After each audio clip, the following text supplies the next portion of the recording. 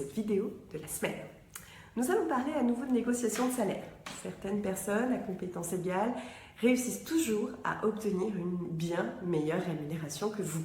Aujourd'hui, je vais vous dire ce qui se passe en coulisses et pourquoi ces personnes ont systématiquement 20, 30, voire des fois 40% de salaire en plus par rapport à vous. Ce qui est bien, c'est que vous allez très prochainement pouvoir faire comme eux et enfin être rémunéré à votre juste valeur.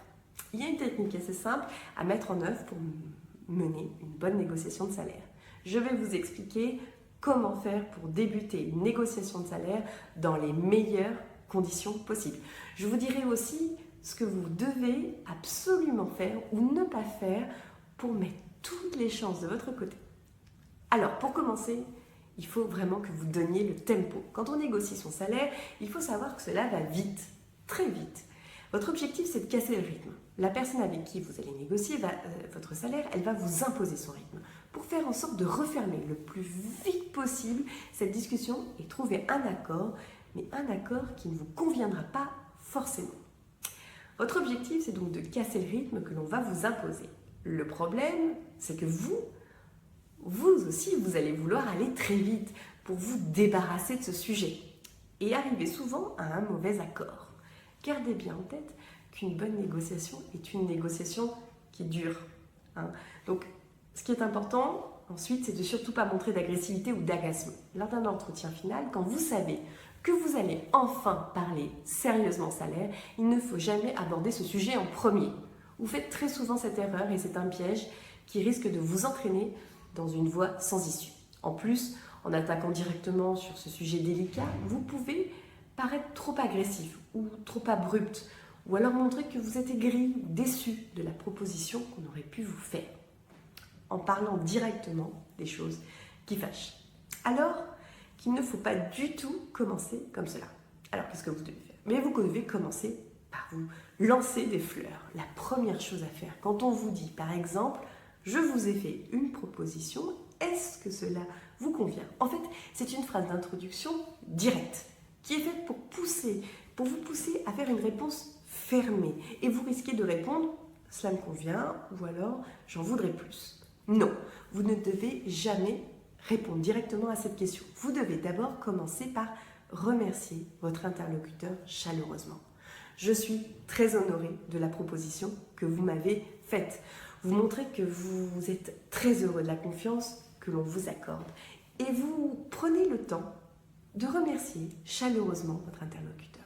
En faisant cela, vous allez pouvoir en profiter pour revenir sur vos points forts, sur vos plus-values, sur tout ce qui fait votre différence. Et il faut donner l'impression à la personne qui est en face de vous qu'elle est en train d'acheter ou de choisir une Ferrari et pas une Twingo. Évidemment, une Ferrari, ça coûte plus cher qu'une Twingo. Donc, une fois que vous serez positionné dans sa tête comme le candidat idéal, vous serez en position de force pour négocier votre salaire dans les meilleures conditions. Que devez-vous faire ensuite? Faire parler votre interlocuteur et attendre ses compliments. Vous venez donc de donner au recruteur des exemples bien concrets qui vont faire rêver. Vous avez X années d'expérience, vous êtes un spécialiste de tel domaine, vous avez déjà travaillé sur les mêmes problématiques chez leurs concurrents. Bref, vous êtes parfait. Et forcément, après avoir énuméré vos forces, vous laissez un blanc. Et là, il y a de grandes chances que le recruteur vous dise « c'est vrai, on est conscient de votre potentiel et c'est pour cela qu'on vous a fait une proposition ». Le recruteur va forcément vous lancer des fleurs, vous féliciter. Donc, vous prenez tous ces compliments car vous allez vous en servir par la suite pour négocier. En plus, en laissant parler votre interlocuteur, vous allez récupérer beaucoup d'informations sur lesquelles vous allez pouvoir rebondir ensuite pour convaincre votre interlocuteur que vous méritez un salaire plus élevé. Voilà, j'espère que vous avez compris qu'il est important de mettre toutes les chances de son côté avant de commencer une bonne négociation de salaire. La semaine prochaine, je vous dirai ce que vous devez dire ou ne pas dire lors d'une négociation de salaire. Pour ceux qui ont besoin d'aide pour négocier leur salaire ou simplement pour décrocher un nouvel emploi, vous pouvez me contacter directement par téléphone au 01 43 29 49 77 ou par email karen@embauchez-moi.org. Vous trouverez ces informations dans le descriptif de cette vidéo. Mais en attendant, n'hésitez pas à partager avec nous en commentaire vos expériences en termes de négociation de salaire. Vous avez peut-être pu négocier ou pas, vous nous expliquez ou comment ça s'est fait, par téléphone ou en face à face. Dites-nous ce qui a marché pour vous et surtout ce que vous ne referez plus jamais.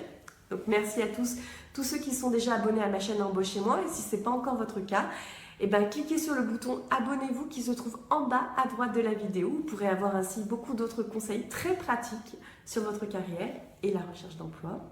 Et puis continuez à me suivre sur les réseaux sociaux, YouTube, LinkedIn, mon site web embauchez-moi.org.